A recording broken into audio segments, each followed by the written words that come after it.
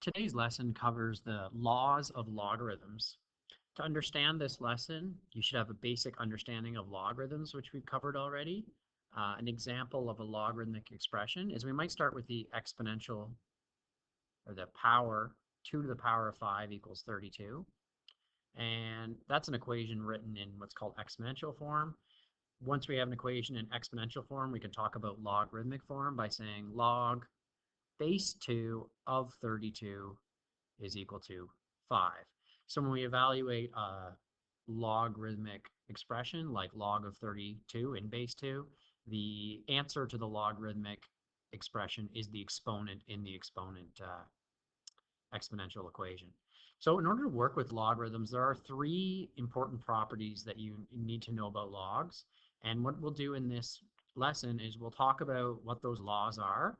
We'll show some examples of how to use them, and then we will derive or prove the rules to show why they work. And then we'll have one additional example at the end.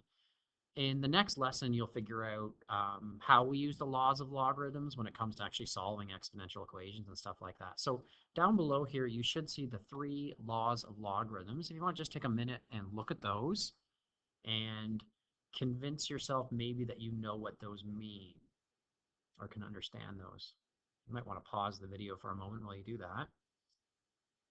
But you can see in these laws, we're always talking about log base A. Okay, so all our bases for these three logarithmic rules, the base has to always be the same. Okay, whether we write log base A or sometimes we just write log just to talk about any logarithm. So the first one has to do with the logarithm of a product. So if you look at the right side here, you've got the log of x times y is actually the same as going log x plus log y. And, not a big surprise then, the log of x divided by y is the same as taking the log of x and subtracting the log of y. And then the last one is like the power rule for logarithms, that if you take the log of x to the power of p, that's actually the same as p times the log of x. These three laws are actually kind of the correspond to the three basic exponent laws of multiplying powers and adding the exponents, dividing powers and subtracting the exponents, and doing a power of a power or power on a power by multiplying exponents. So later on in the lesson, we'll see how these three laws can relate to what we know about exponents already. So let's look at some examples, because even if maybe these laws seem a little confusing written like this, and introducing some numbers might really help. So let's look at the first one here. We have the log, and we're in base 5 of 125 times 625. Now, presumably you could evaluate this expression just by figuring out what 125 times 625 is, but we could use our first law and say that this is going to be the same as if I add both logs together, just like that. Now, as it turns out, those are both easy logs to evaluate. Log of 125, since 5 cubed is 125, that means that this is just 3. And since 5 to the power of 4 is 625, that's just 4. We get 3 plus 4, which is equal to 7. Moving on to the next example, very similar. Remember, if there's no base, we're talking about base 10. So this is the same as the log of, kind of like doing the same law. We're adding two logs, so that's the same as multiplication. So we could just say that this is the log of 1,000. Since 10 to the power of 3 equals 1,000, log 1,000 is just equal to 3. Okay, moving on to the next one. Okay, now we're talking about the log of a division statement, or we might say the log of a quotient. So we can do that. We can change this logarithm into the log of 128, subtract the log of 16, all in base 2. Okay, we can't change the base yet. It has to be the same. The log of, since 2 to the power of 7 is 128, that is 7. I realize that that might be obvious to you right away, but as we move through the course, you might get better at knowing some basic powers. 2 to the power of 7 is 128, and 2 to the power of 4 is 16, so this is 7 minus 4, which is equal to 3. Now, you might notice and be saying to yourself, why can't we just take 128 and divide it by 16? You absolutely can do that. 128 divided by 16 is just equal to 8. And sure enough, the log of 8 in base 2 is 3. So there's no reason whatsoever that you can't just do this, okay? We're just choosing not to do it for this example because we're just demonstrating that the law here, how to use the law and what it means just as an example. Okay, continuing on with some of our examples here. Now we have the log of 63 subtract log 7, both in base 3. Now what's interesting about this example is it's very difficult to figure out the log of 63 in base 3. There is no 3, there's no simple exponent, no integer anyways, that 3 to the power will be 63. And the same with 3 to the power of something equaling 7. Both those question marks are very difficult to figure out, and so I can't actually evaluate either of these very easily. However, when I use my law for subtracting logarithms, I know that's the same as log base 3 of 63 divided by 7, which is just 9. And that is easy to evaluate. Since 3 to the power 2 equals 9, I know the log of 9 in base 3 must be equal to 2. So there we've seen some examples with our first two laws of logarithms. And now we can move on to the next one. Notice we have log base 4 of 8, and then we're timesing that by 2. When you're timesing a logarithm by a number, it is common to write the number out front just like that. We do the same thing with sine and cosine, like write 2 sine x or 3 cos x just by putting the number out front. It is possible to figure out what the log of 8 is in base 4, but it's a little difficult. We can make this question a lot easier by using our third law that we haven't used, which would be this one right here, okay? We can actually use this rule to help us out. We do that just by taking the 2 and making it an exponent. So this is the same as log base 4 of 8 squared. Again, we're going to figure out why this works later on, but for now we just know that that's a rule we can use. That's log base 4 of 64. Okay, now 4 to the power of 3 equals 64, so our answer is just equal to 3. Looking at the next one, log base 4 of 164. Okay, since 4 to the power of 3 equals 64, 4 to the power of negative 3 is 1 over 64. So I want to point out that, like, if I were to work with this expression, I would just say, hey, it's equal to negative 3, and I'm done. But if I wanted to, I could also do this. I could say it's log base 4 of 64 to the power of negative 1, and then use that rule to bring the exponent down. It's negative 1 times log base 4 of 64, and log base 4 of 64 is 3, and so we do get negative 3. Just an alternative way of using the rule to answer the question. I don't know. You don't have to do it this way. I certainly wouldn't suggest you do it that way. I'm just, again, demonstrating this law for you. Okay, moving on, we have log base 5 of the 6th root of 625. In this example, I would recommend we use the idea that 625 to the 6th root, pardon me, of 625 is the same as 625 to the power of 1/6. So I'm going to rewrite it as an exponent like that. So we get log base 5 of 625 to the power of a 6th. And then I can use that same power rule to bring down the exponent, and I get 1/6 times log base 5 of 625. From there, I believe I can evaluate the log of 625 in base 5. If you do a little bit of experimentation, you can use a calculator if you want to, you'll find that 5 to the power of 4 is 625. Okay, and then 1/6 times 4, 4 sixes, or 2/3. And there's our final answer for that one. Okay, looking at the next one, we have 2 times log 10 base 5, subtract log 5 base 4. Now, log 10 in base 5 and log 4 in base 5, those are not easy to evaluate. As of right now, we probably don't really have any way to evaluate them. So we're going to need to use our laws to help us out. And okay, so I have 2 times the log of 10 minus log 4. I can't quite use the quotient rule for subtracting logs until I take care of this 2 first. So what I'm actually going to do is I'm going to use my exponent law and I'm going to bring it up. Sometimes we use this power law to bring the exponent up. Other cases we use the power law to bring the exponent down. In this case, I'm bringing it up. And the reason I've done that is I can now use another rule, the second rule, that tells me that if I'm subtracting logs, that's the same as taking the log of their quotient. So log base 5 of 10 squared is 100, so I can just change that to 100 over 4. And this question was designed nicely to work out because 100 divided by 4 is 25. And log base 5 of 25 is just 2, since 5 squared equals 25. And there we have it. Continuing with one last example here, more complicated, but essentially the same idea as before.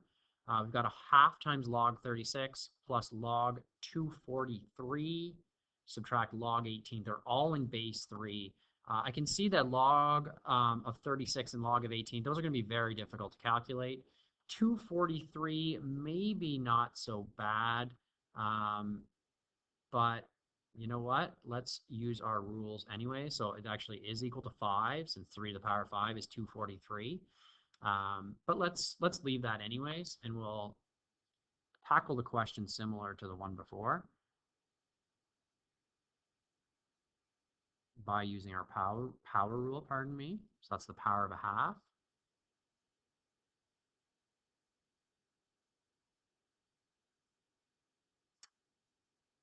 Okay. Now I've got a few choices here. As it turns out, 36 to the power of a half is the same as the square root of 36. So if I want to, since 36 is a perfect square, I could just say this is log of 6.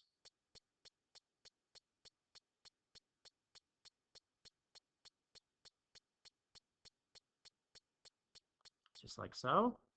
Get rid of this. This is supposed to be plus. There we go. Okay. From there, maybe you want to think about what our next step would look like. So we can maybe start with the addition here. Rather than add logarithms, we can choose to multiply them together into a single logarithm, like so. And now I've got some multiplication. I could do that multiplication, or I could change it to a quotient, because subtracting logs is the same as taking the log of the quotient. So I can say it's going to be 6 times 243, all divided by 18. And there I've expressed that entire expression as what's called a single logarithm. The log of 6 times 243 divided by 18. That's actually just equal to 81. Okay. Can I figure out log of 81 in base 3? I definitely can. Since 3 to the power of 4 is equal to 81, that means that the log of 81 in base 3 is just equal to 4. And there we finish that example. All right, next we're going to look at proving some of the logs of logarithms. So of course, we don't want to just use these rules. We'd like to understand why they work or verify that they are in fact true. So to do that, for the 3 proofs, we're going to prove all of them. They don't take that long. We're going to use the fact that we're going to talk about log x, and we're going to call that m, and we're going to talk about log y, and we're going to call that n. Okay, both are in base A, so our logs will always be in base A.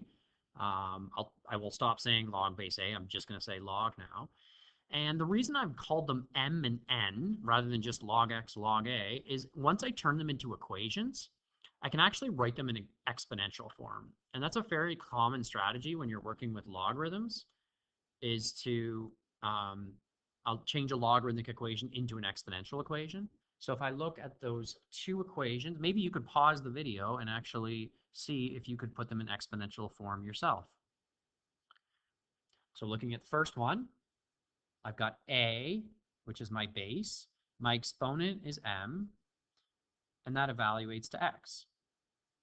And in my second one, my base is a, my exponent as n, and that evaluates to y. So if log x equals m, that means a to the power of m equals x. And if log y equals n, that means a to the power of n is equal to y.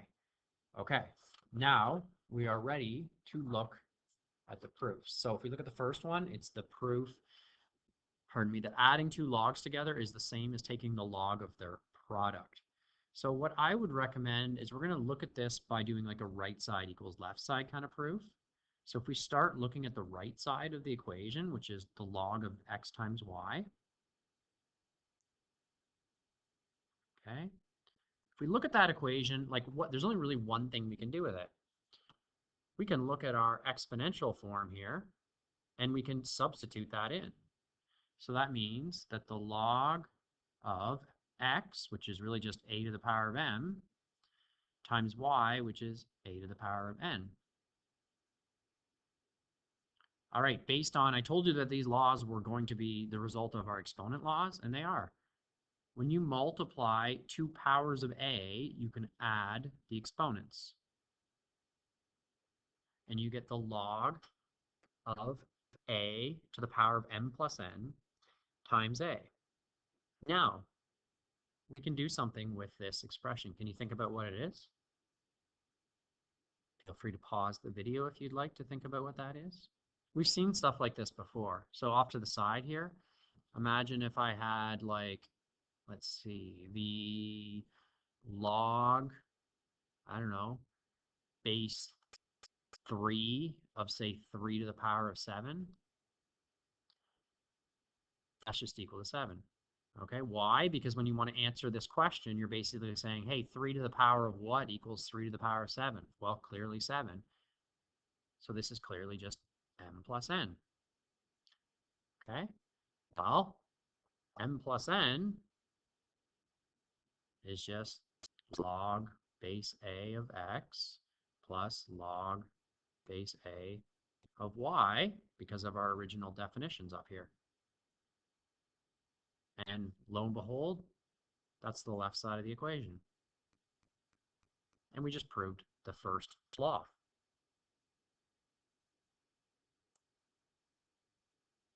Moving on to the next one, I wouldn't be surprised if you could now do this one on your own. And in fact, I think it would be great if you actually tried that. So why don't you pause the video for a minute and see if you can actually do this one. Okay, so I can do this one it's very similar to the first one. If I start with the right side again, I've got log base a of x divided by y.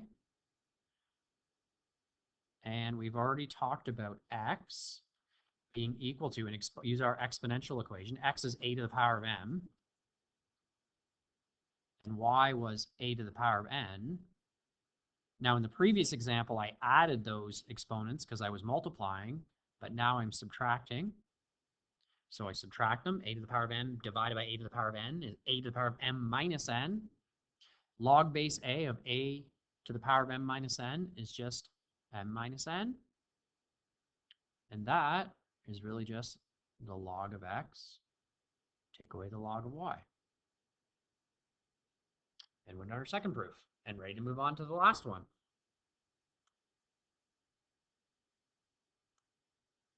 Okay, proving our, I guess, power rule is maybe what you want to call it. This is the one that says, it's really common to use this rule, that if you have something like log base 3 of, I don't know, 10 to the power of 4, that's equal to 4 times log base 3 of 10. Okay, very common to use this rule when we do solving exponential equations. Solving exponential equations tomorrow, we'll find that this law is actually what allows us to solve exponential equations. Feel free to try this one on your own if you like. You could pause the video and try it. I wouldn't be surprised if you were able to get it. The left side is where I would start. Okay, log base a of that there, get rid of that. Okay, so really we know that x is equal to a to the power of m. You can see how important that exponential equation was to get us started. So we can make the replacement. of x with a to the power of m. And now we're doing power of a power. Okay, remember back from, you probably learned this in like grade 9. If you have 2 to the power of 3 to the power of 3, that would be 2 to the power of 9. 3 times 3, because you've got 2 cubed times 2 cubed times 2 cubed, or 2 to the power of 9. So here, this is log base a of a to the power of m times p, or just mp, like so. Okay. Now again, similar to the other proofs, that is just going to be equal to mp. Okay. Why? Well, imagine you had log base 5, for example, of 5 to the power of 7. That is going to be 7. And the reason it's going to be 7, a couple ways of looking at it. One way of looking at it is 5 to the power of something in the log of base 5. Those are inverse operations, so they cancel each other out. Or you could just say, hey, I'm asking myself, when I calculate this logarithm, I'm trying to find the exponent. So 5 to the power of that exponent equals 5 to the power of 7. Well, the answer is right there. It's got to be 7. So here, log base a of a to the power of mp is just mp. Well, that's obviously the same as pm, okay, because the order of multiplication doesn't matter. And if we look back at what we've got, m is equal to log base a of x in our original definition. And there we've got our final proof done. We've just proved all 3 of the laws. It's so nice to prove things that you're going to use, because now you understand why they work. Having said that, you don't need to understand the proofs to use the laws, as you can see by the examples that I did before we did these derivations. Now there's one last example I'd like to cover. It's this one right here. It's a little bit more difficult and it's kind of wordy. Maybe take a minute just to read it and see if you can understand what it's asking. So basically our goal is we're taking this number right here, okay, the log of 360 base 2, and we're expressing it in terms of m, n, and p, which means we're breaking it up into log 5, log 3, and log 2.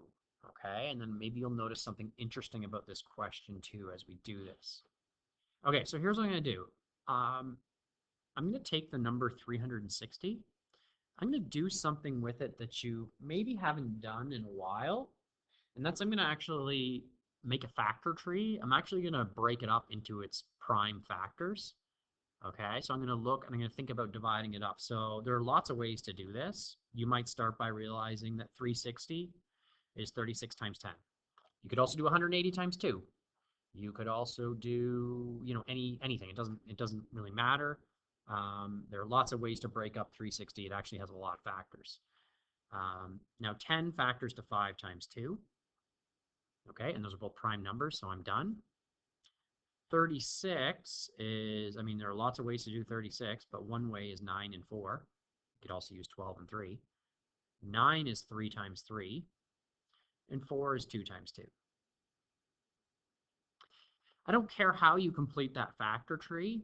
At the end, in this example, I've got that 360 is 3 times 3 times 3 times 3 times 2 times 2 times 5 times 2. Putting those together, I can say that 360 is 3 squared times 2 to the power of 3 times 5. That's called the prime factorization of 360, and it is unique. No matter how you build your factor tree, you'll always get this answer here, okay? Prime factorizations are unique. So 360 is 3 squared times 2 cubed plus 5. So that means I can go back to our original equation, and I can say that log of 360 is really the same as the log of 3 squared times 2 cubed times 5. Sorry, that's a 3 there. So yeah, anytime I want to talk about 360, I can instead talk about it in its prime factors. Now we can use our laws of logarithms to break up the right side of this and it's almost like expanding it, and say that instead of taking the log of a multiplication, you can add separate logarithms. Just like so. Then I can use another rule to bring the exponent down.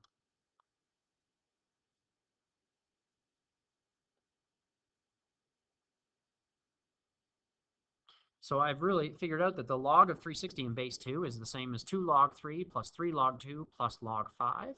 Going back to the original equation, I can see that, look at that. Those were the values that were defined as m, n, and p. So I can replace, oops, I can, wait 1 second here. I can replace log 3 with, let's see, log 3 was n, and log 2 was p. Sorry, in base 2. Forgot my base 2's here. Plus 3p plus m. So the answer to this question would be, you can express log 360 as 2n plus 3p plus m. Now that's a very good answer, but as I look at the question, I realize there's something just a little bit strange about this question, and that's if we look at p. So notice that p is equal to log base 2 of 2. Well, log base 2 of 2 is just equal to 1, because 2 to the power of 1 is equal to 2. So there's no reason to even include p in this example. P is always going to be 1. So that means this is really just 2n plus 3 plus m. There's another way of writing it. Or 2n plus m plus 3, something like that. And there it is. There's our final example, and that brings us to the end of our Laws of Logarithms lesson.